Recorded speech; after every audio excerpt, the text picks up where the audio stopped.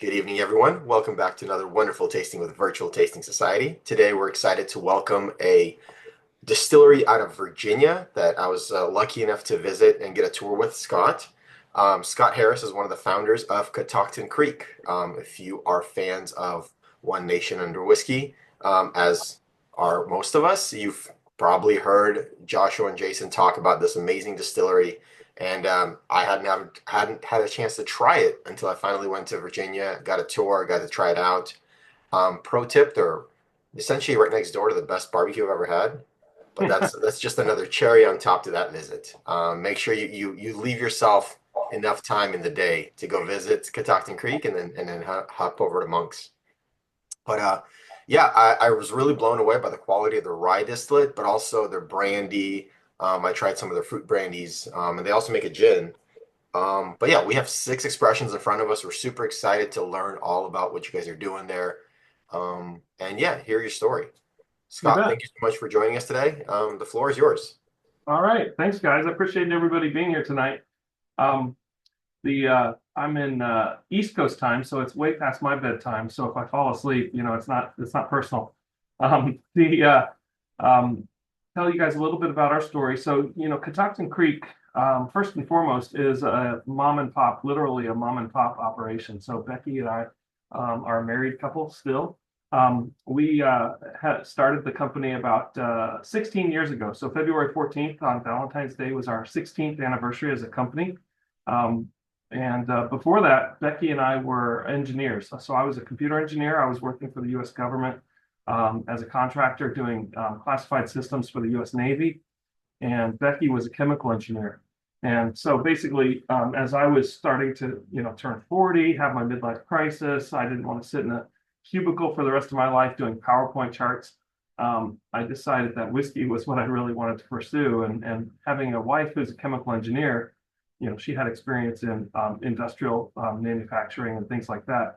I thought, boy, oh boy, wouldn't that be great? Wouldn't it be cool if she made whiskey? So I brought that idea to her, and surprisingly, she didn't say no. She said, yes, I can make your whiskey. Making whiskey is easy. From a chemical engineering perspective, distillation is not a difficult thing to do. But she was like, can you make money making whiskey? And I might argue we're still trying to figure that part out. So the she was all in. We started the company 2009, quickly grew. We got our products listed, which means on the shelves in the Virginia ABC store. So it's a state-run government system here. That was really our biggest goal achieved right there, was just getting that customer. We had no real aspirations for anything other than that. We were just going to be a small-time distillery making products and selling it to the Virginia market. But we quickly got Maryland, Washington, D.C., which is a great metro market for us. New York City came in that first year, and then we've been growing since then. So today, our footprint is sort of a patchwork across the country, which is, I think, pretty typical for craft distillers. So we do actually distribute to California. We distribute to Washington State. We distribute to Michigan. I'm saying some of the states that I recall you guys mentioning. But mostly we're a Northeast brand, so the Mid-Atlantic and up north. So we distribute up as far north on the East Coast as Boston, do quite well up there. And then up and down sort of that area between Boston and Washington, D.C., Baltimore, and all those different cities through there. That's kind of, how we've grown, in 16 years. One of the things that's changed, which I think is really good for groups like this, is we can, for the most part, to most states, do direct to consumer shipping. So, if you taste some things tonight or you really like what we're doing, you can jump on our website and order bottles, and then through the network of the different people that we work with, you can get those bottles shipped to your home. So that's kind of a cool thing that really hasn't been effective up until the past couple of years, really post-COVID.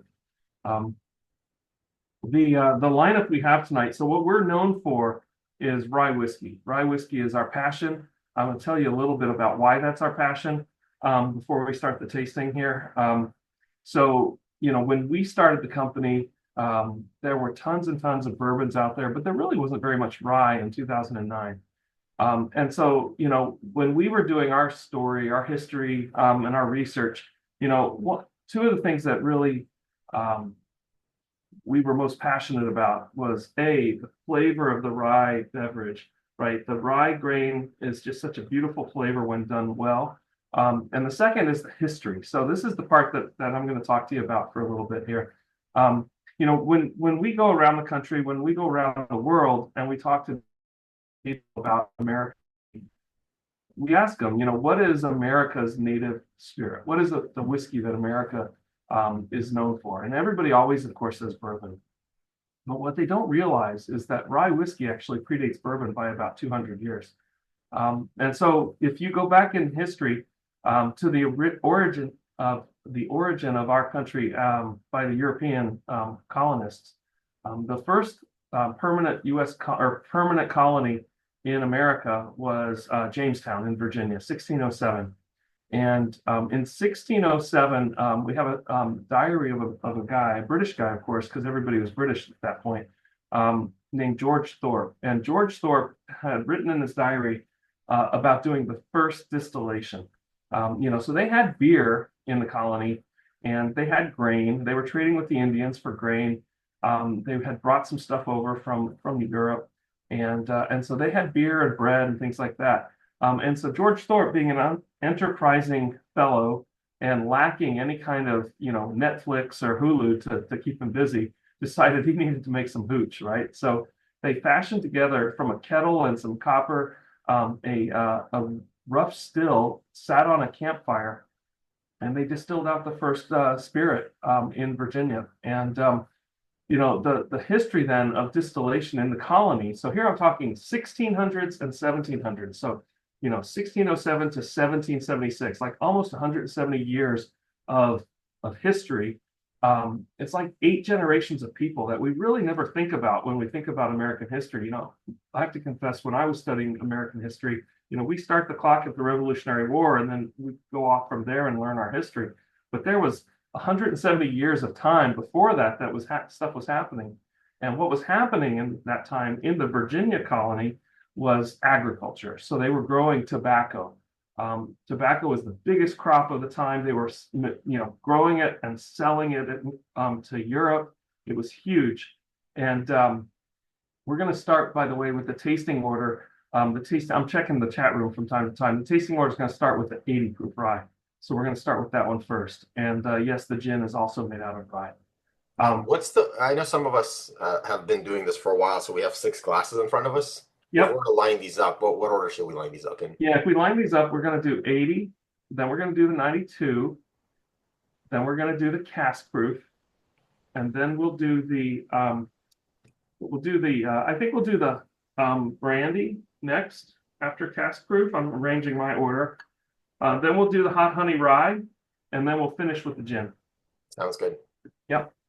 So anyway, tobacco, big product of Virginia, and tobacco essentially, when you're farming it, it strips the soil of nutrition. So they would have to plant a second crop. They were doing crop rotation, and they would plant rye in place of that. So rye and tobacco were sister crops together.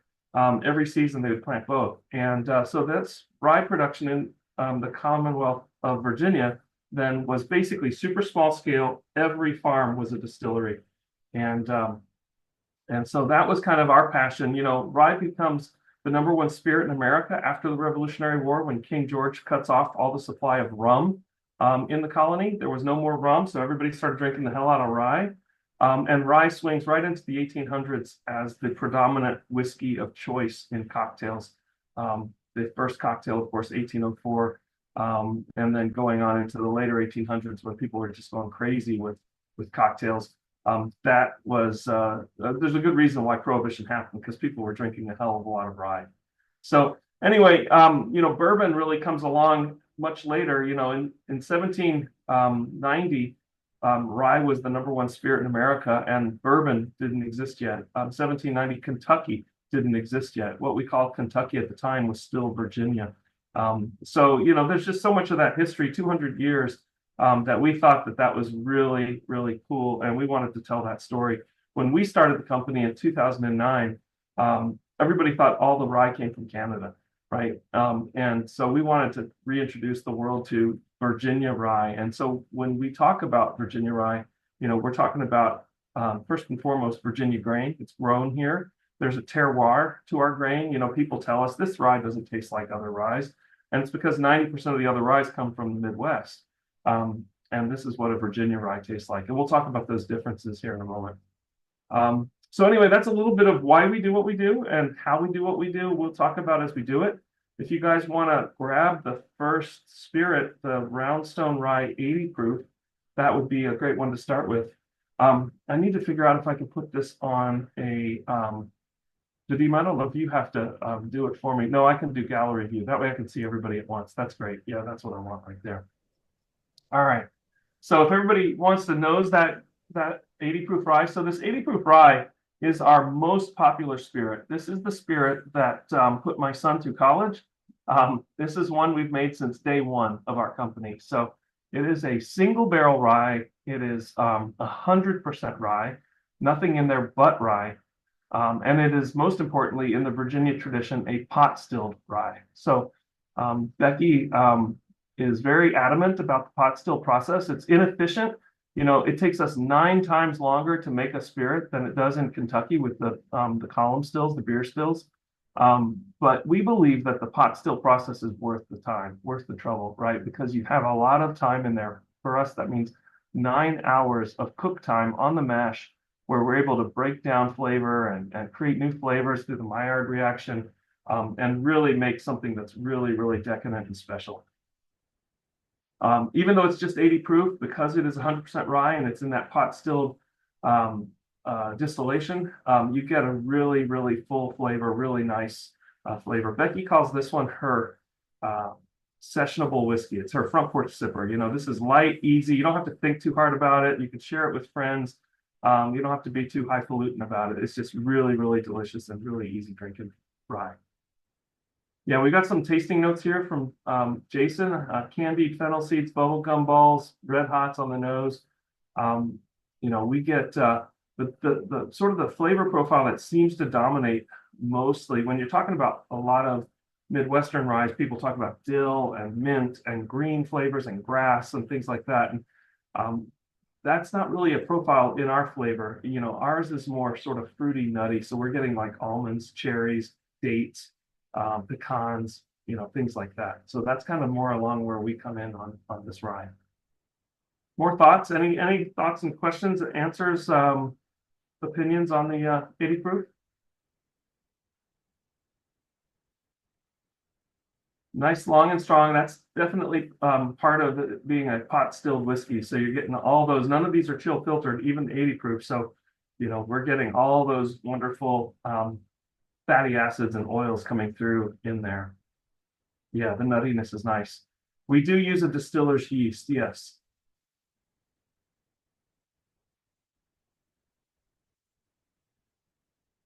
Yeah, the process for this, we start with the grain. The grain comes from a farm that grows exclusively for us. And they're growing heirloom varieties that we want. We use an organic process. We're not certified organic anymore because it's too expensive to do it, and nobody really gives a crap about certified organic from a marketing perspective. But we follow the process because it allows us to have access with the organic grains to basically heirloom qualities of grain, heirloom types of grain that were available in the 1800s. And so we feel like that's a time when grain was made more for flavor than it was made for efficiency and how much starch can you get off of it and stuff like that. So that's one of the reasons we do that. It's also a cleaner grain because it's not been with pesticides and herbicides, so it comes through the still and there's none of those sort of chemical off notes that come out of the still with that. The varietals that we use a variety, about 4 different varieties, but we typically stick to Ryman, Indy Dillon, Rossetto, and one more, which I'm forgetting at this moment. Yeah, toasted sesame seed note. I kind of like that. You would not have thought it was 80. Yeah, it's a lot of good flavor for that at that 80 proof. This is the one that I actually prefer at home. People always ask, being in the business, do I drink all cask proof and things like that? But this is just a nice whiskey. And if I'm making a quick Manhattan or something like that, I grab this 80 proof, and that's what I use for that. hint of spice, juicy fruit, vanilla. Yeah, exactly. And then always that spice that tells you, yeah, it's definitely a rye that we're tasting there. So that is our flagship, the 80 proof rye. And we purposefully put it at, typically in your markets, you'll probably see it around $45, maybe $39, someplace like that. And for a single barrel pot stilled whiskey that's made by hand, we feel like that's a really, really good price. And we do that on purpose. We want this whiskey, to be accessible. We don't want it to be, $150 a bottle or something like that. And then maybe it becomes like the next thing that people chase, but we're not really after the chasers. We really want people to drink this whiskey and enjoy it and make it part of their lives. And so Becky and I are really big on that hospitality thing. And nothing in this business brings us greater joy than when we hear people say, oh yeah, we had a case of that at our wedding and everybody really loved it and things like that. That's what really brings us joy in this business. All right. You guys ready to move on to the 92 or do you want to take some more time here with the 80? Looking forward to comparing them side by side because this 80 is just so delicious. I Yeah, know that a lot of people in this room like the higher proofs. I'm curious exactly. how I your mean, I kind of figure that. I'm curious how your sales dictate because the conversation I've been having with a lot of people lately is that, well, we're all chasing higher proof. I'm starting to understand that we're the 1% of the whiskey consumers. Exactly. Becky and I've had a lot of conversations on that topic because I mean it's directly tied to our business plan and our forecasts of how our business does.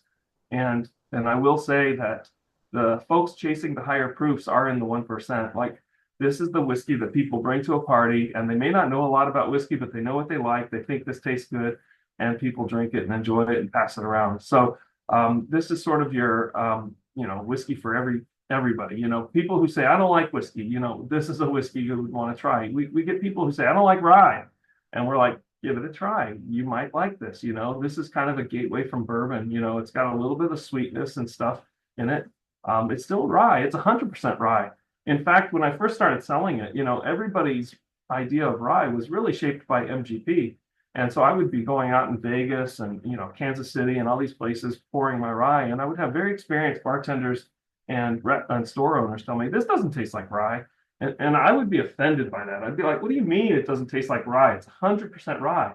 And what I had to learn was that 90% of these bottles had MGP in it, which is a very specific thing, and it's not that it's a bad thing. It's just that's what that tastes like, and so everybody just assumed all these bottles with all these different labels, but it was the same juice inside, and that must be what rye tastes like. And they've never had rye from a different place, right? From Virginia.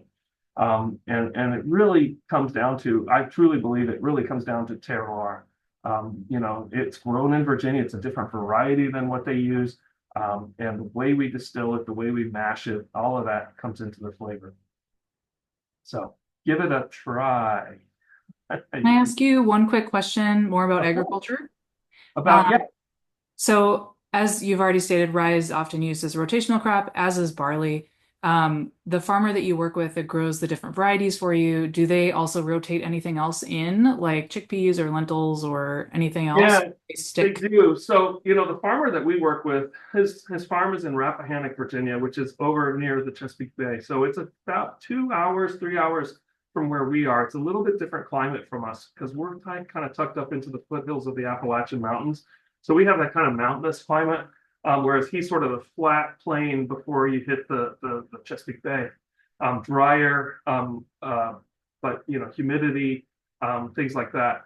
The He actually started before he was growing for us. He was a tobacco farmer, and over the years, tobacco has just been going down, down, down, and he wasn't making money doing tobacco any longer. So he wanted to switch into something else. And when we got with him, we basically agreed, cut out all the middlemen. We'll buy all the rye from him. He'll grow all the rye for us, and we'll agree on a price between us. And what it turned out to be is that price that he was getting was lower or higher than he would get if he was selling it on the commodities market. But we were paying lower than if we were going through, various brokers and mills and things like that. So it turned out to be a really great relationship because, he's making more money, we're paying less money. And we developed a nice friendship out of it too. And he can give some things a try. He'll bring us new varietals and he'll say, here's one that I was studying. I think it might do well. Why don't you guys try it, see what you think, and we'll do a batch and try it and test it and taste it and all that kind of stuff. But what he also rotates in then are vegetables. So he does soybeans, he does some melons, pumpkins, things like that. So he has some sort of high value. I think he even does some of the, kind of artisan type vegetables like kohlrabi and things like that, which he can then sell, at a more of a premium. But I think the rye business that he's doing with us is a big part of his business now. It's got about, I think it's about 180 acres of land. So it's not a huge farm. I mean, that's pretty big from my perspective, but it's not really big like factory size big. Yeah, that's really interesting, especially being able to do the other vegetable piece. And I love the getting to work directly with you because then everybody has the benefit. Um, Yeah. Yeah. When we hear about like when the Ukraine war broke out and all the prices of grain kind of went crazy, like we didn't have to worry about that because we had locked in prices with him and he didn't have to worry about anything because he had locked in prices with us. So we just kind of keep our head down and do our thing, which is really, really nice. yeah. Does he work with any universities or anything like that? Because you talked about different varietals. And I have a friend who did a PhD in rye, so that's why I'm like Oh, really wow. interested in. Yeah, no, yeah, so in our area, Virginia Tech is the big ag college, and so there's a lot of stuff that's being led out of Virginia Tech. There's also some consortia. One of them is called the Common Grain Alliance, and that is a consortium of growers, in collaboration with Virginia Tech, and they get some state grant monies to basically explore, like, not just rye, but like right now they're studying barley, because barley is something that everybody wants and doesn't really grow very well in Virginia. And so they're trying to figure out like a good barley for people so they can drink beer here. A lot of the barley, is brought in by Greece, which is, Wisconsin, northern barley that we're bringing down, and everybody's drinking their local beers, but it really started in Wisconsin, which, is fine, but I think people would love to have a local one too.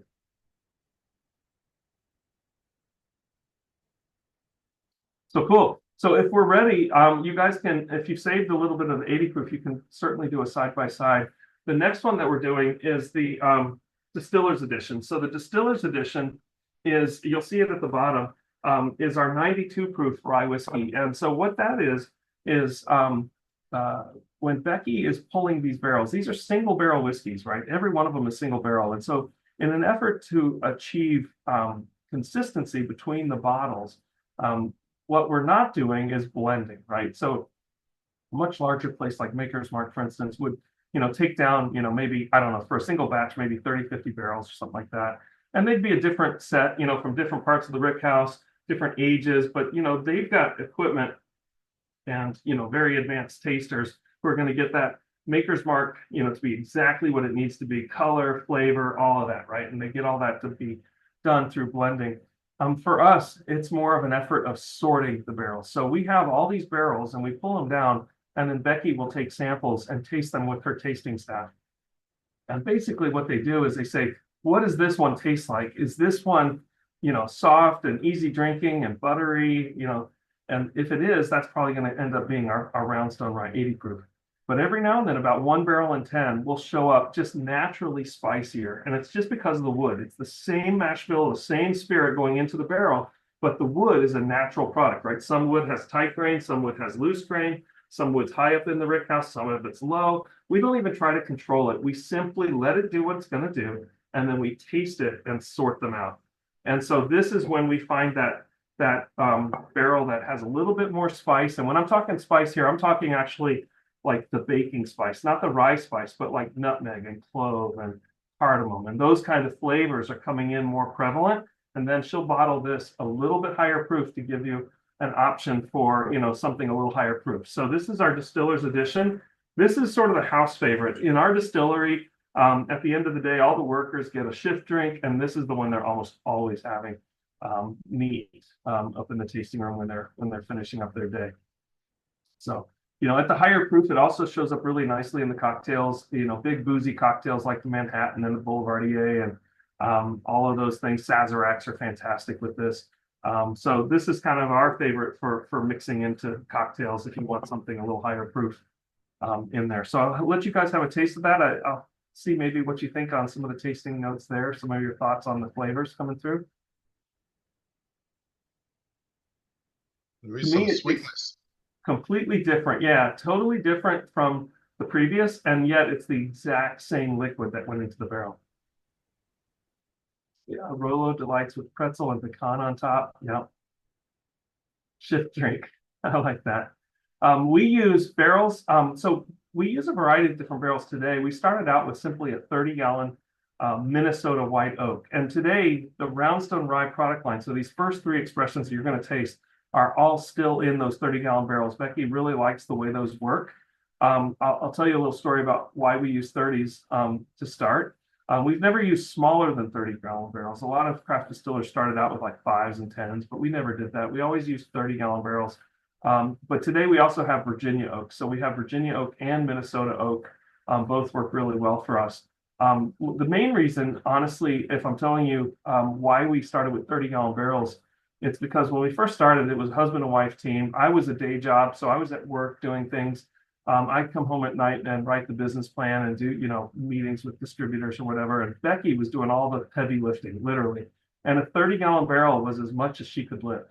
We had a Ford Ranger pickup truck, and we put 4 of those barrels in the back of the truck using a ramp, and she'd roll them up into the truck. They weigh about 250 pounds, and she'd roll them down, and she'd put them in the barn and up and down and moving those things around. And a 53-gallon barrel weighs about 500 pounds, and she couldn't move it. So this was basically done out of convenience, because we didn't have a forklift, we didn't have, any equipment at all.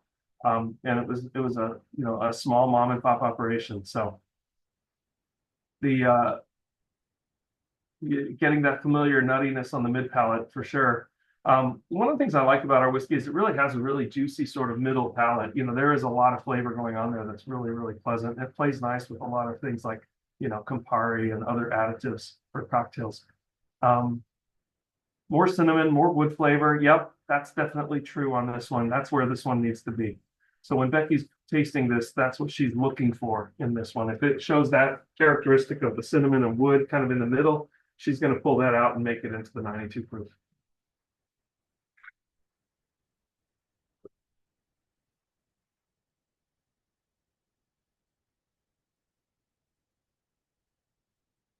Awesome. After tasting them, I could really see the through line on the palate. On the nose, they're a lot more different than they were on the palate. Right. For me, I still got that nuttiness, the breadiness that I got on the first one, and I got it on the second. On the nose, they were drastically different, but on the palate, I could see that they came from the same distillery. It is really fun. If you guys are familiar with Jason and Joshua, one of the things that Jason Johnson Yellen said that I really sort of hang my hat on is, whenever we do something, whether it's even a malt whiskey, he said, you can always tell there's a Catoctin DNA in there. It's something about it, and you can't put your finger on it, but there's something about that distillate that says Becky Harris made this. And I like that because I feel that too. And I can't even describe what that is, but there's a certain something about, this distillate that you can tie it all back to Catoctin and kind of know that it was something we did. Another geeky, further detailed barrel question. Mhm. So if you're using these different oaks, which I love, approve of that. One, do you know if there's any different compounds, or is it still pretty close to a white American oak? And also, is it air dried staves? Is it toasted? Is it charred? What are the levels on that? Yeah, actually, we're pretty boring and standard for all of that. So the Virginia oak, the Minnesota oak that we're using is still white oak. So it's just Minnesota grown white oak. It's Virginia grown white oak. So it's Quercus alba. They are charred. Scale of 1 to 5, we're at char 3 typically, maybe 3.5 sometimes. And so we don't use any toasting on the heads or anything like that. It's a fairly standard barrel, charred 360 degrees inside the barrel. So heads, staves, all of that. We use the barrels once and only once, sort of required by law, unless you're doing other words on the label. So once we use our barrels, we don't use them ever again. We sell them to a broker. They end up in beer. They end up in wine. We've had barrels end up with soy sauce, pickles. A great many of our barrels have gone overseas. So they've gone to Japan, to Ireland, to Scotland, to Germany. So, they take on another life of their own after that. But yeah, the I think the real difference in the wood that we see is the origin of the wood. So we're using, more northern species. In Kentucky, it's Ozark wood typically. So that's your central Missouri wood that's typically going into those barrels. And I think there's must be some small difference. I mean, 50% of the flavor of the brown spirit is wood, right? So we have to acknowledge that it is truly an ingredient in the whiskey itself.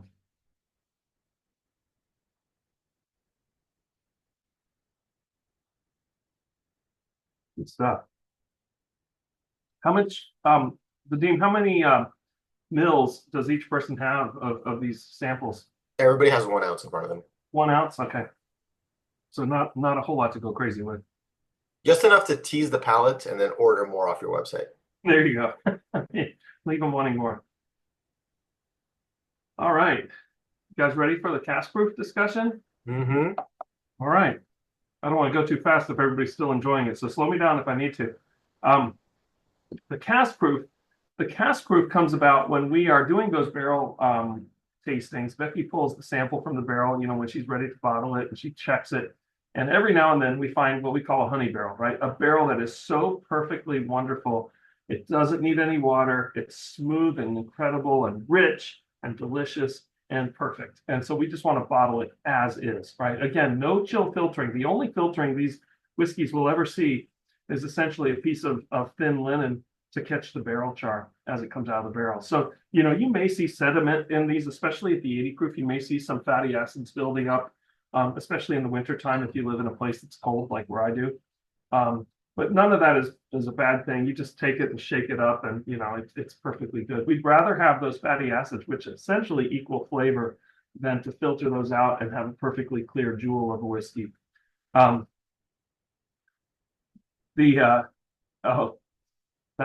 that must be, it was too tight. The cap on the bottle was too tight, I suppose.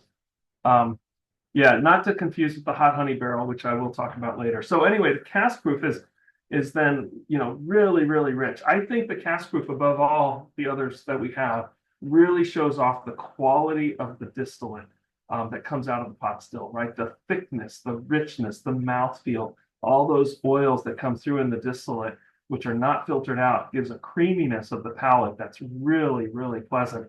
The finish will go on and on and on for minutes, like 2 minutes after you've taken your sip. You'll still be tasting elements of that whiskey, which is just decadent. People always talk about the fact that, well, yeah, it's about 120 proof, right? So 60%. So there's all that alcohol. But, beyond just all the alcohol, it's essentially whiskey concentrate, right? Because we never watered it down out of the barrel. And so what you're getting is intense flavors of the whiskey itself, which, comes out in this expression as like leather and chocolate and tobacco, like unsmoked tobacco and things like that. When I go into a tobacco shop, it's a really, really nice smell. Those kinds of deep sort of expressions of flavor and aroma are really coming in on this one. And of course, then that spicy kick at the end that says, hey, this is still rye whiskey, folks. So yeah, this is actually one of my favorites. I will occasionally make cocktails out of this and drink them, and they're deadly. They're so drinkable and so smooth. It doesn't drink like 60% alcohol that it is. It drinks much smoother than that, which does make it quite dangerous. And I think that's partly because of how well, it comes through as a pot still distillate.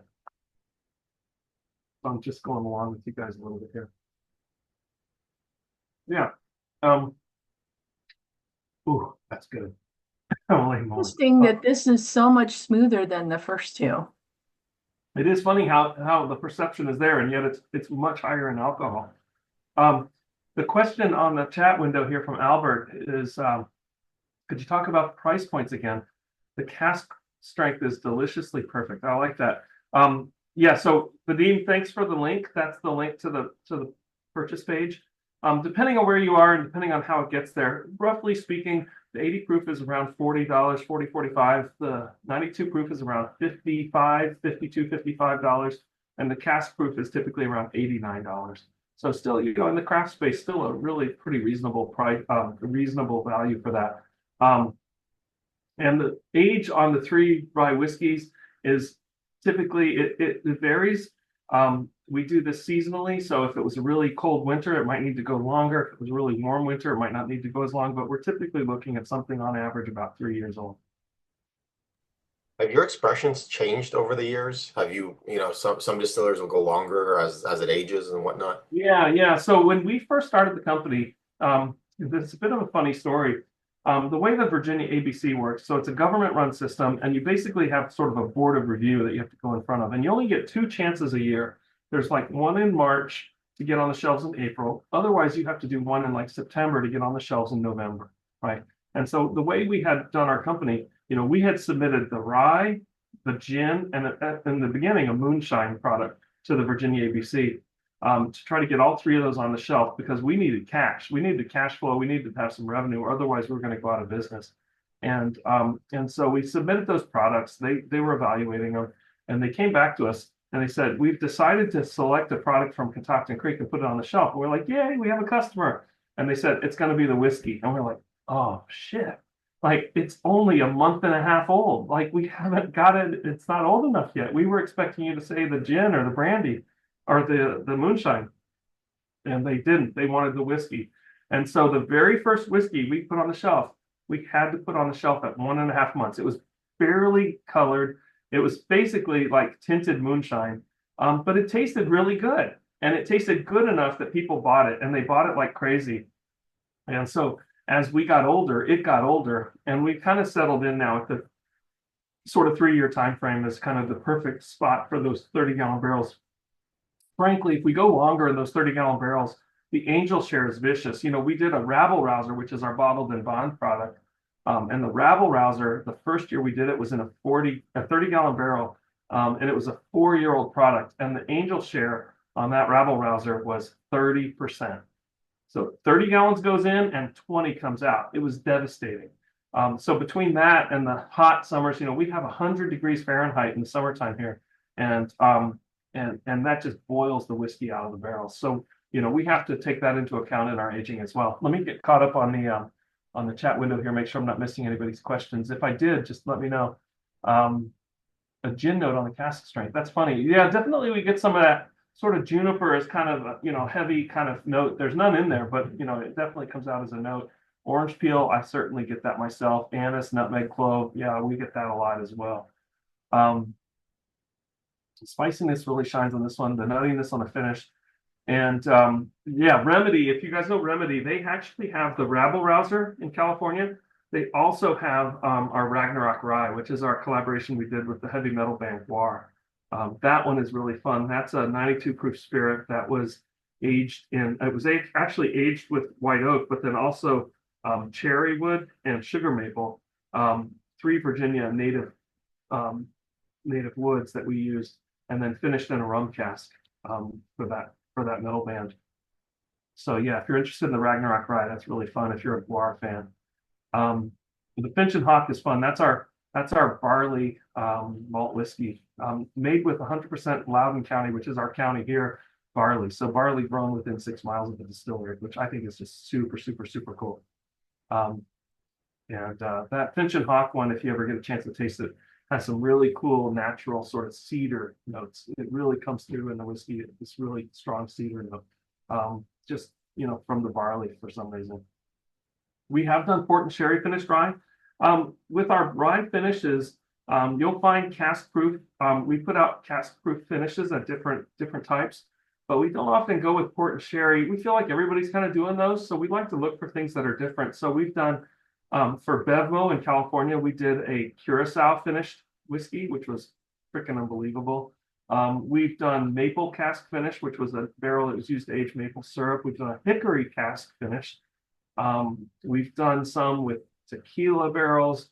That was really cool because it brought that stoniness of the tequila into the rye.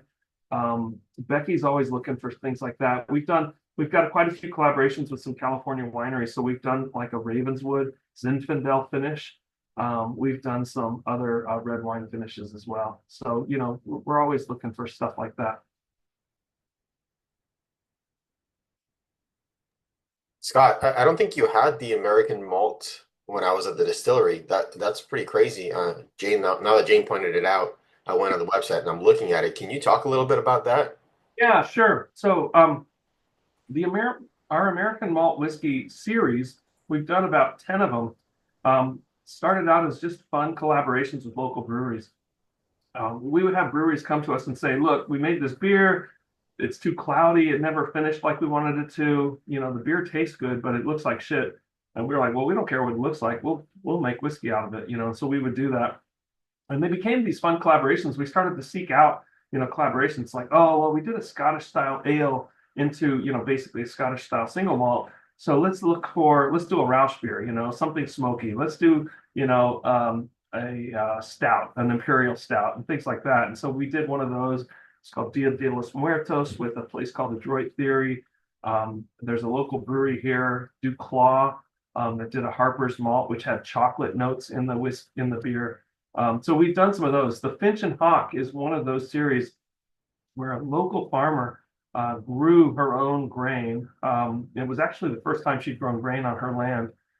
Grew her own barley, and then we malted it locally in Virginia. We milled it locally, and then, of course, we took on the mashing, the fermenting, the distilling, and all of that. And then we aged it in 3 different types of barrels.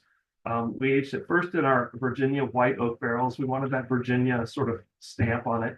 And then after the 2 years of aging in the Virginia white oak barrels, it went into Virginia wine barrels, red wine barrels, a winery called Fabioli Cellars, which is local here.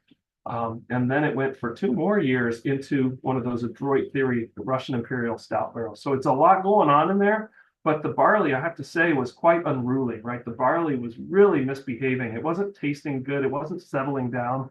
And it took a lot of really sophisticated barrel management for Becky to get the reins on it and to tame that horse. It really turned out beautiful in the end. And we do still have a few bottles of that left if you're interested in those things. Red wine cask, then stout cask. Yeah, I mean, it's crazy, right? I mean, it's almost like, you know, decadent in all those choices that we made, but they were really, really good. Each little piece of that, you know, sort of shaved off some of the rough edges of the barley and really made it nice. So I have no idea though where the cedar flavor comes from. I think it comes from the grain itself because nothing in there that I described has anything to do with cedar, but it definitely has a strong note of that. I think I have a bottle of it here. Yeah, here's a bottle of it. I can just show you what it looks like. The Finch and Hawk right there. So that's a red-breasted, or sorry, a house finch and a red shoulder hawk, which are both native birds to our area here.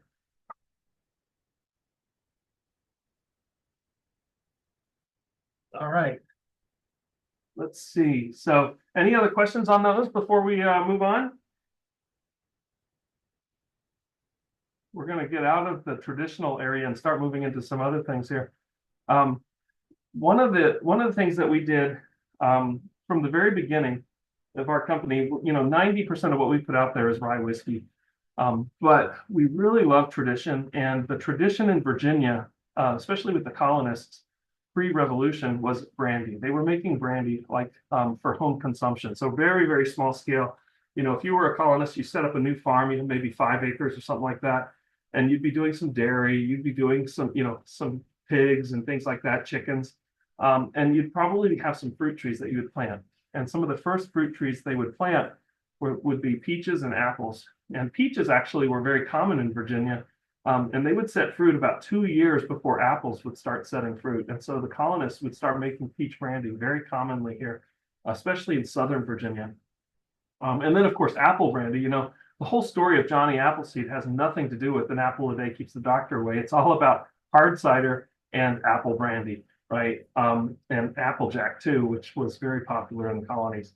And so we felt like honoring those traditions, peach brandy, pear brandy, apple brandy. So we're using locally sourced fruit that the farmers are growing for us. We're making, you know, these are not peach flavored brandies. These are peach brandies. In other words, it's 100% peaches. We ferment the peaches, we distill the peaches, and it's peaches in the bottle. It's not sugary. It's not sweet. It's basically, you know, an equivalent to say cognac, except made from peaches or apples or whatever. And we also are the first commercially made grape brandy in the Commonwealth of Virginia since the beginning of time. So when we started putting that out in about 2000 and 12 or so. This Virginia brandy that you have here was the first one ever in Virginia. And so this Virginia brandy is super special. 1757 is the year that Loudoun County was established. It was carved out of Fairfax County in 1757 and given to a Scottish lord who was loyal to the British crown, which was rare for Scottish people. As it was John Campbell, the fourth Earl of Loudoun, and so the county was named after him. He was made governor of Virginia, and that's a little bit of our Virginia history pre-Revolution. So we called it that to honor it. That's not how old the brandy is. This brandy is typically about 4 years old. And this is made from local Virginia grapes. So we have a nice little wine industry here in Virginia. It is the grapes that we most commonly use in this. It does vary from year to year a little bit. But the brandy that we're typically making is from either Vidal or Seyval Blanc grapes. And then always a little bit of Chambourcin, which is a red grape. But for brandy, we want to press that. If you're familiar with winemaking, we want to press that and ferment that as a white. So it's essentially like making a rotation on the skins, because that creates too much tannins, creates bitterness, it creates methanol. And so we do that as a fresh press. So that Chambourcin is immediately crushed, pressed, and then fermented without the skins. And then, of course, we age it. And we'll age this brandy a little bit differently than we do the whiskey. So we're not going into charred new oak barrels. That's a very heavy-handed thing to do for brandy. These brandies, typically, the youngest we have is like 3 years old, but typically we're seeing 8 or 10 years on these brandies. And so we're aging these in used French wine casks. And so those are larger format casks. They're typically only toasted, not charred. And then they'll sit for a very long time. Also, unlike whiskey, this is not sitting in an unheated, uncooled warehouse and exposed to the environment, right? We're not getting the hot summers and the cold winters and all those things that are so good for the whiskey, pushing it in and out of the barrel. This one is going to be sitting in our distillery inside of a climate-controlled room. Essentially, it's a cave. You know, we want that sort of constant temperature on the brandy for a longer period of time. It's slower to develop, but it's a gentler develop that we get out of that. So with this, then, as brandy, you should taste, you know, all the wonders of brandy. You know, that the notes I get of, you know, sort of red pudding and the grapiness of it and all those kind of wonderful things. Brandy, oh, I love that. I totally get the bread pudding note right away. Almost a butteriness too. You know, brandy is something that's sort of sentimental for me because my father was in the army and I grew up in Germany. I was born in Germany and grew up there, and brandy has a very prominent role in Germany. And if anybody, you know, has a dad or was a GI living in Germany in the 70s and 80s, like my dad was, you know, you drank brandy all the time. You'd go to the base liquor store and you'd get brandy, Osbach usually. And, you know, even today, you know, at the end of every day, my father sits in his recliner with a glass of brandy at the end of the day. And so I figured, you know, if I have a distillery, I have to make brandy, if nothing else, for my dad. And he's my #1 customer for this stuff. He loves it. So, you know, it's kind of a fun thing to do, to be able to make brandy for your dad and make sure he's happy with it. Butterscotch Lifesavers, yeah, I get that as well. Brulee peaches, yeah, we're talking all those cool, like, cooked flavors, you know, that are really coming in. French toast, yeah, all those kind of come in. It's a really nice, and it's only 80 proof, you know, so it's pretty approachable and easy drinking too. A brandy Sazerac is not a bad thing with this either. I think traditionally most brandy's 80 proof, right? So Yep, exactly. Brandy, you know, New Orleans was French, right? So it was brandy down there. Boy, that's good. I haven't had that in a while, actually. It's been a while. The peach cobbler with vanilla ice cream on it. Boy, that sounds good too.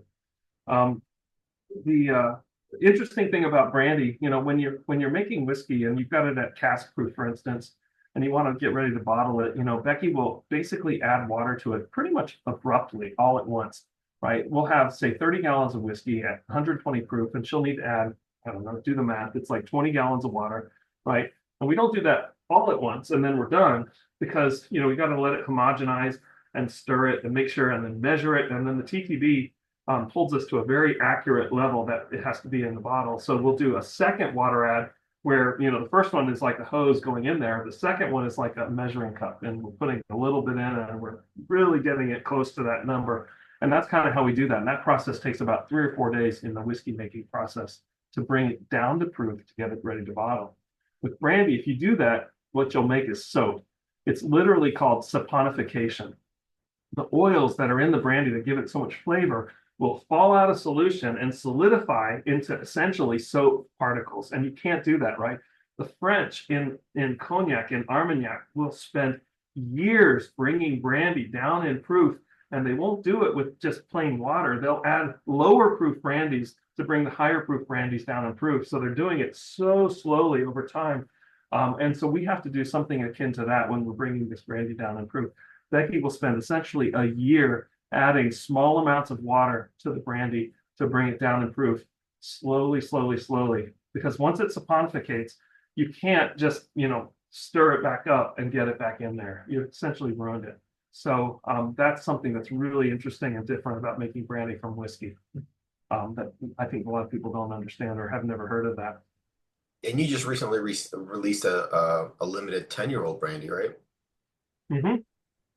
Yeah, that's part of our, when we release those big ultra aged ones, we'll typically do those as bottled and bond, which you don't see a lot in brandy, but we feel like it's a cool thing to do. And so those are at 100 proof and 10 years old. And then we colloquially call those our XO brandy. It's our extra old brandy. And those are really, really nice. Yeah, I might have a bottle of one to show you guys here. No, my son drank it. So I've got my son, my oldest son is a flight attendant for United. And when they're not on duty, man, those guys drink. He's definitely working his way through the bar here. So Between your son and your dad, you're surrounded by brandy people. I might have something to do with it as well. So it doesn't taste like cognac. That's true. It's not. No sugar in this, no added color. We don't do any of that stuff. So this is all natural. This came basically straight out of the barrel with water adds and is a very natural product. And that's what we do with all of our brandies as well. The peach, the pear, the apple are non-sugared products. And it's actually an interesting thing. You know, everybody talks about brandy. Oh, brandy should be the next big thing. You know, we've done mezcal and everybody's been crazy about rum and bourbon and, you know, all these things. But everybody keeps just ignoring brandy. Like brandy's this really cool spirit that nobody gives a shit about. And it has its like natural place in our history. And we should care about it because it's tasty and it's interesting. And yet people just don't. You know, it just never takes off like we think it should. So when people come in and they taste our like peach brandy or pear brandy, you know, what they're expecting is something like what they tasted in college. And, you know, the TTB essentially ruined brandy when they didn't sort of get strict with the labeling. So, you know, that blackberry liqueur, which is basically grain spirit with sugar and blackberry flavoring, the TTB let them call that brandy. And it sort of devalued the class, right? So all that sugary, fake additive flavor stuff is what people think of because they had that in college. And so when we talk to people, we sort of set the expectation a little higher in the tasting. We're like, okay, you're going to taste this brandy, but I want you to think about cognac. I want you to think about Armagnac. Like that's where we're coming in at is with these sort of higher flavors. That's not going to be sweet. It's going to be the pure expression of the fruit. And that's what we're going for there.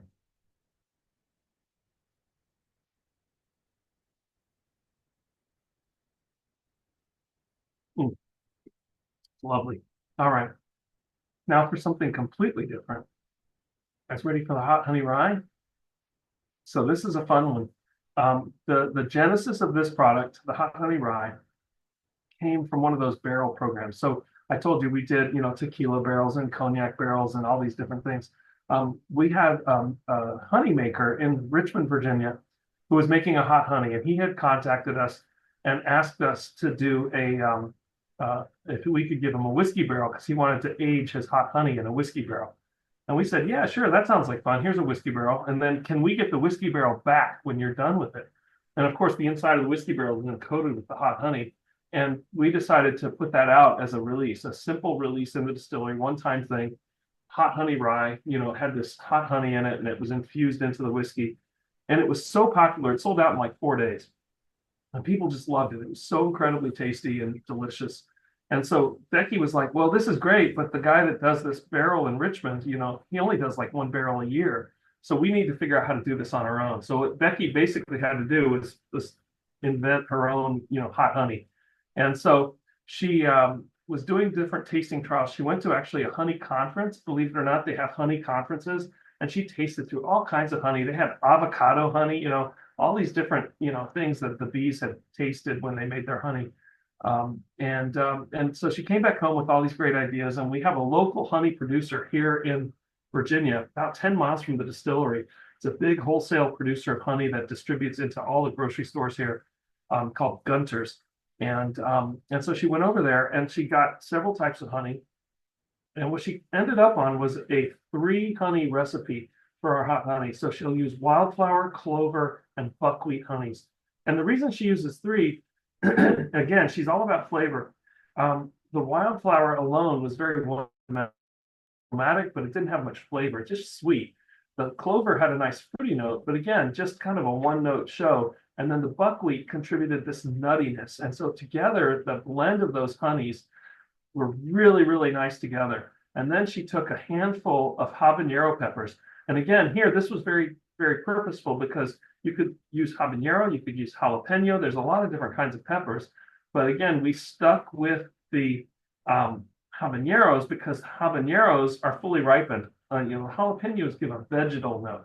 They taste green, right? And that doesn't blend as well with our whiskey. We wanted a fruitier note. So the habaneros give that fruitier note. But we didn't want this to be, like your hot wing challenge when you go to Hooters and you get the Chernobyl wings and, oh my God, I dare you to drink it. It's so terrible.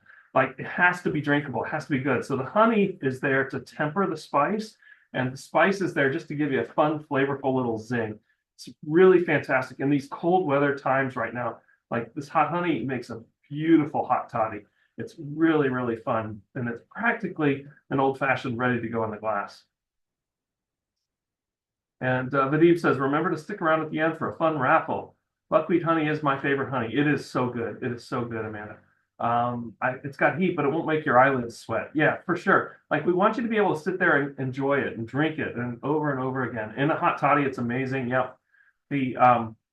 Actually, we use this pretty much in anything. So Becky will make a Manhattan with this. But instead of the regular bitters, she'll use chocolate bitters. And so the chocolate and the chili together give kind of this little Aztec thing that's really pleasant, really, really fun. And that little spice at the end, it's nice warming heat. Yeah, exactly. We've never had somebody say, oh, it's too hot, I can't drink it. Usually they're afraid to drink it, or they think it might be kind of gimmicky, it sounds kind of kitschy. And then they try and they're like, oh, it's really nice. Even people, and I'm talking about people who are like, seasoned professionals like Tracy Franklin, who's like, I didn't want to try it. I didn't want to like it, but then I tried it. And she's like, yeah, it's really good. I like it. It is the same whiskey as the 80 proof whiskey. So we're not using, an inferior whiskey or a sourced whiskey. We never do that. It is exactly our 80 proof whiskey with those additional things put into it. Really well balanced. That's Becky's middle name, is well balanced. I mean, she really has this down to a science.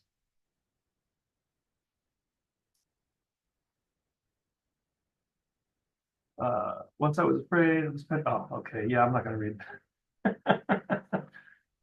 Nadeem coming in with the song lyrics here. If you get me singing Gloria Gaynor, this is going to be a hell of a night. You're gonna get the video taken down for copyright infringement. Yeah, right. Do you post this up afterwards? Does this go on YouTube? Yeah, it goes on our private YouTube channel. What kind of is it, like what format? Is it a gallery view, or how does it appear? I think it saves it with whatever format I have it, and I usually have it in gallery view. Okay, yeah, gallery view is the best because you get to see everybody all at once, I think. Yeah. Otherwise, you just have to look at me the whole time. Which is also a good idea. So yeah, so it's fun. Again, not trying to be too serious sometimes. Sometimes it's just fun to have fun with this. This is actually, it's not a special release. This is something that it's our regular lineup. It shows up on the thing. It doesn't come in and come out. It's always available. So it's a fun thing. You'll also notice on here on the back, we have a disclaimer. This product contains natural ingredients. Some haziness or settling is normal. And actually right now, in my house, it's about 55 degrees because I'm a cheap son of a bitch. And you can see that's pretty cloudy. Can you see that? It's not totally clear. But again, we prefer those natural ingredients. If we filter this, we can get it super clear if we chill filter this, but you're going to lose those flavors. You're going to pull a lot of honey out of that whiskey. And so we prefer to just disclaim it and let people have a natural product that comes from us naturally.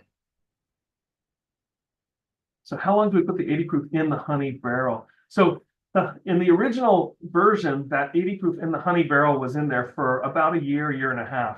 But this one doesn't go into a honey barrel. So what we actually are doing is a little bit different. I'm glad you brought that up because I kind of skipped that part. Becky makes that honey. She makes the 3 types of honey, puts the peppers in there, takes them out right away because we don't get too spicy. It can only be in there for a little while. And then she's got basically like 300 gallons of honey. And then we take the whiskey and we blend the honey into the whiskey. So it's not aged in a honey barrel any longer. It's mixed with this whiskey, this honey that we've produced. And the barrel, the whiskey coming out of the barrel is already finished whiskey. So it's no longer, it's done aging, essentially, and we're just blending it at the end. That's more of a flavored whiskey than a It is. And that's what we call it on the front, actually. We say that rye whiskey infused with natural Virginia wildflower honey and chilies. Technically, if you're into the technical stuff with TTB, it's a distilled spirit specialty, DSS. It doesn't mean, though, that it's a liqueur because it's still 80 proof. If it was lower proof, it would be a liqueur. It is a flavored whiskey is probably the most appropriate thing to call it. And that explains why you didn't have any of the honey available for sale at the distillery. Yeah. We don't want to compete with our producer for honey, so we sell their product on our shelves, but we don't make any of the honey and bottle it ourselves. That's just a pain in the ass. The thing that whether it's a liqueur or a whiskey or whatever, like Becky's overall drive is when you drink this, yes, it has honey, it's a little sweet, it has that spiciness, but it's still whiskey. Like whiskey is still the dominant flavor, and she wants that to be the one that people notice the most, right? So that's why it's hot honey rye whiskey instead of hot honey liqueur or something like that. Oily legs with all the samples, yeah, that's that pot still for you. All that nice pot still distillate gives you those great legs. Yeah, how much sugar per grams per liter is there in it? Roughly speaking, it's probably about 10%, 10% sugar, plus or minus. We do an Old Tom gin that's about the same, so about 10% sugar in there. At this late hour in this time zone, I'm not able to do any more complicated math than that. So, so I guess the last one, if you guys are ready, is the Old Tom or the gin, the regular watershed gin. So let me tell you a little bit about gin. When we do our whiskey, it's a pot stilled process. And so that means that we have, as you know, I'm sure, a heads, a hearts, and a tails, right? A beginning, a middle, and an end. And heads is the undrinkable distillate that comes off at the beginning, methanol, acetone, acetaldehydes. The hearts is the good stuff that goes into the whiskey barrel. And the tails are the fusel oils at the end that don't taste very good, and we don't want to make the whiskey nasty, so we separate those out separately. In the Scottish tradition, they'll take the tails and put them back into the still and try to get more of that ethanol that would have been, lost in the tails back into the next batch. But what we do is we capture our tails separately and we accumulate them, and about once every month, we'll distill the tails separately by themselves. And that does a thing where we can push the fusel oils to the back of the second distillation and recover about 80–90% of the ethanol that would have otherwise been lost. Now, all that ethanol doesn't have much flavor because all the flavor came out during the hearts of the previous run. So the second run ethanol is very flavorless, very much akin to a vodka, right?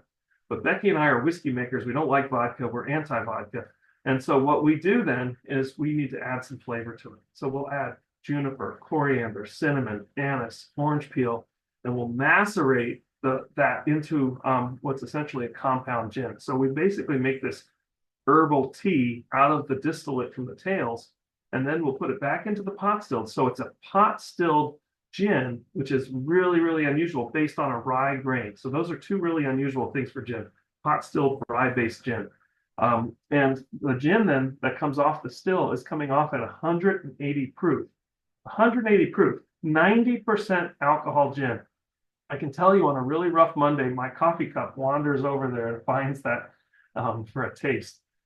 It's really, really delicious at 180 proof, but super illegal. So we basically will take that distillate and then we'll dilute it equal parts 1 to 1 with water to bring it down to about 46%.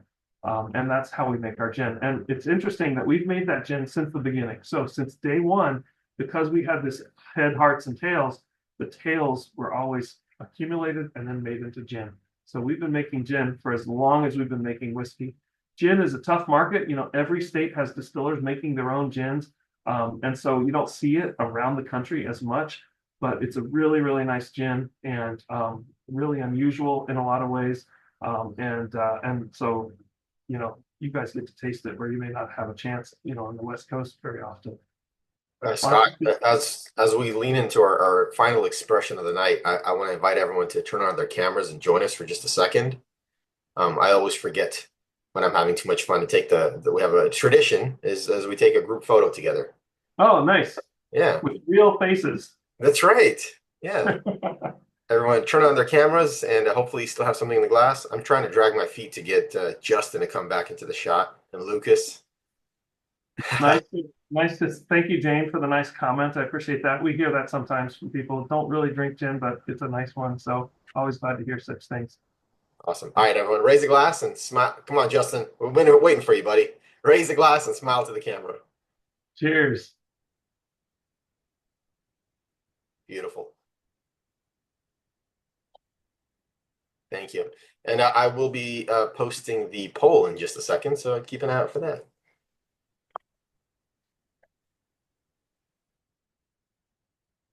Yeah, we did when we were testing out the gin, we were doing it on a 1 gallon still, you know, so just testing little different runs.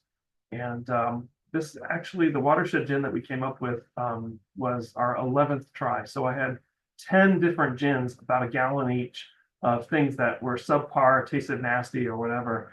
And I was keeping them in my basement.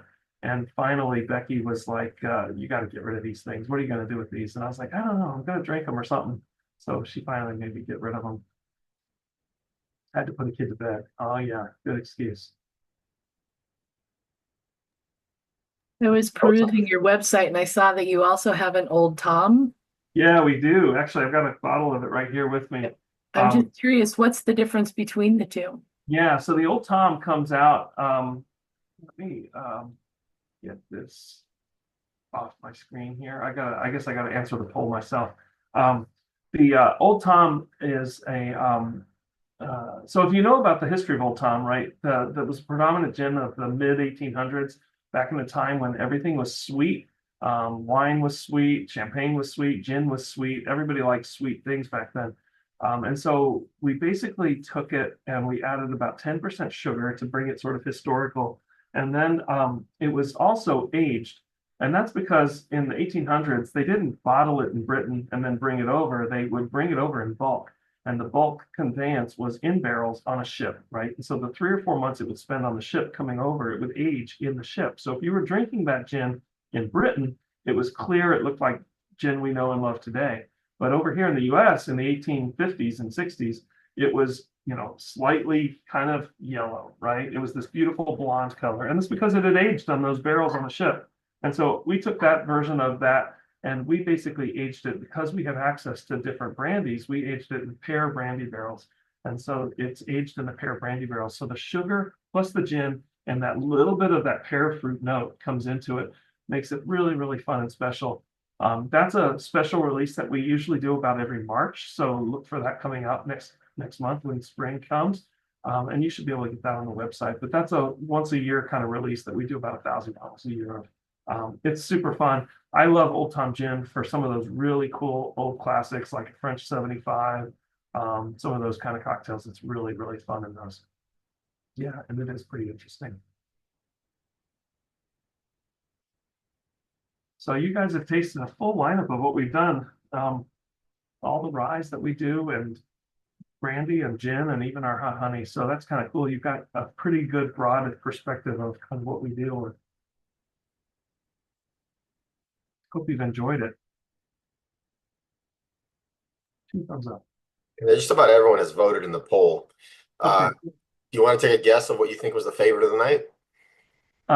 If I'm gonna guess, I'm gonna say cask proof. That's just a guess. It's a good guess. By a landslide. Yeah, good. Pretty typical, I guess. Cask Proof got 73% of the votes. That's pretty impressive. But your brandy and the gin also took a spot in the call in the poll. So that's Nice. Yeah. Yeah, sure. Why not? yeah. Well, I appreciate that. I'm glad, the 40 proof is coming in with some votes too, because, that is a really good spirit. And I think people sometimes undervalue 40 proof. People kind of naysay that proof, oh, it's Kool-Aid. I don't want to drink something like that. But, it's a decent spirit. It's respectable. People get that way about whiskey, but then they'll drink a 40 proof rye and a 40 proof tequila a 40% rye and 40% tequila without even thinking about it. So, you know, consistency is Cognacs, I've been on a cognac kick lately, and they're all like 40%. exactly. Nothing wrong with Exactly. that. Everything's 40% except whiskey. It's like rum, all of that. There's some high proof rums, of course, but most of the common stuff is 40%. To your credit, your 40%er is not the classic kind of what everybody thinks of a 40% whiskey being just, hey, let's maximize profits and just strip everything out of it and dump a bunch of water in it. Yeah, I mean, you said it's non-chill filtered, so there's the viscosity is there, the mouthfeel is there, the flavors right. are there. Exactly. It's all Exactly. stuff just approachable. I don't have to, sit there and think about it. I just drink it. Exactly. That's the purpose of that one. It's just a fun drinking whiskey. It's made for drinking. Um, Anna and Adam, thank you. That's very kind. I'm anxious to package those up and get those out to you. So, yeah, 40% would be my choice in the middle of the day for sure. Actually, we've got to go down to DC tomorrow morning at 8 o'clock in the morning. So I guess I should be probably drinking 40% tonight too, not all this cask proof and everything else.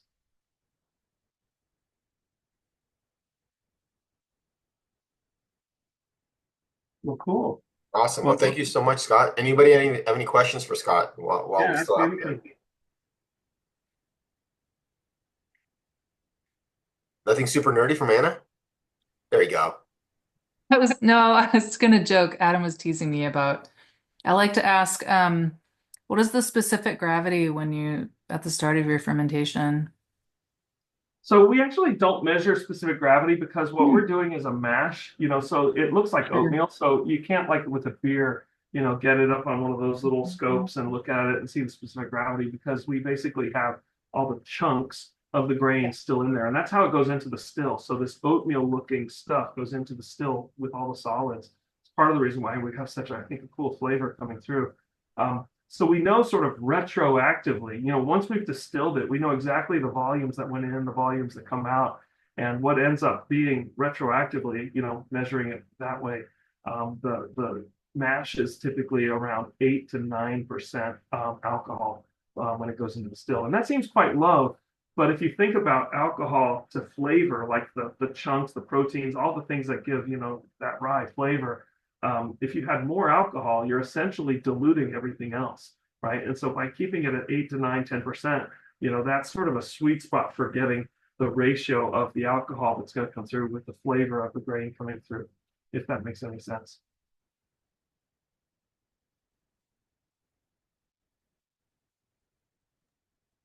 Jason's got a little bar there too. A lot of bottles there. Yeah, I was gonna say, I'm staring at your website and I'm not allowed to buy a lot of bottles and I'm like adding all of them to the cart. Um, are you guys doing anything super interesting that you're excited about? It seems like you guys have a lot of really interesting combinations going on. Yeah, we always have a lot of fun stuff going on. So we've got another one of those malt whiskey projects going on with a different brewery that'll be coming out, in the next year or so. So look for that. We do about one of those every year. We've got the Old Tom Gin coming out, which is kind of now, something we've done a few years in a row. And then later this year, we should be coming out with a fun new Applejack product that's a little bit different from our apple brandy, more of a traditional style Applejack. We're not actually jacking it with, if you know what that means, freeze distilling, because that can be kind of, I don't know, not dangerous, but it produces a hateful spirit. But we'll have some Applejack coming out in the next year or so. Again, just kind of leaning into some of that history that we have around here. Yeah, it is dangerous. I mean, you can make it easily, but the stuff that comes out doesn't have any heads or hearts removed. So it's all that hateful stuff in there together. Yeah, and it can be pretty rough. It's good if you want to get into a fight with somebody. Yeah, we always called it white lightning. Yeah, exactly. You never knew what it was going to hit you with, but it was good stuff. Yeah, exactly. It'll do the job, that's for sure. That's for sure. Um, it's certainly cold enough here. I mean, we 17 degrees outside right now, so I could put something out on the deck and have some nice clarified ice cubes tomorrow and toss those out. Cool. Well, you guys have my website. If you send emails, we answer those emails. If you have any questions or anything like that, and we're very, very grateful for those of you who are picking up a bottle or two. Tell your friends, tell your family, take it to the parties and bar mitzvahs and all that fun stuff, and have fun with it. That's the Awesome. point of it. Thank you so much, Scott. It was a pleasure having you, and we Thank wish you, you guys. all the best. And hopefully, if you ever make it out to LA, we'll be happy to host you in person. Absolutely. We come out there about once every year, so I'll definitely hook up with you, Vadim, when we do, and maybe we can, create an event or do something fun. Absolutely, we'll do that. That'd be great. Yeah, love it. All right, Awesome. you guys, Please stay give our safe, best to stay Becky. warm. Thank you, guys. Okay, thank you. Thank you.